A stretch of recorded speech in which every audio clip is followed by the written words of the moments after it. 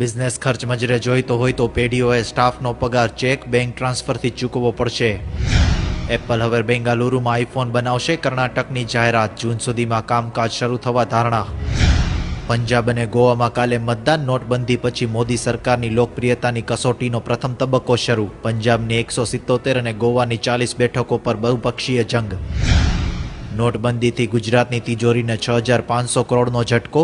Wet આવકમાં 6,500 કરોડ તથા non wet વસૂલાતમાં 1,500 કરોડનો કાપ આવવાના એંધાણ.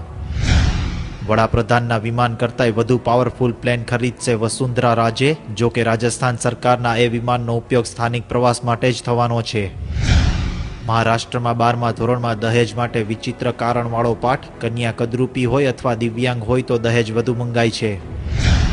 H1B વિઝામાં ફેરફાર ન કરવા ટ્રમ્પના ગળે ઘૂંટડો ઉતારવા આઈટી માંધાતાઓ વોશિંગ્ટન જશે. રિપબ્લિક પક્ષના હિન્દુ સમર્થકો કહે છે ટ્રમ્પ વિઝાની લાણી કરશે, ભારતીયોને અમેરિકા મોકલવા જ ન જોઈએ.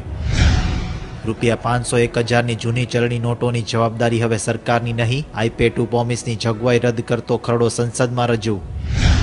ગરીબની નવી વ્યાખ્યા ટૂંકમાં, સરકાર બનાવશે નવી સમિતિ.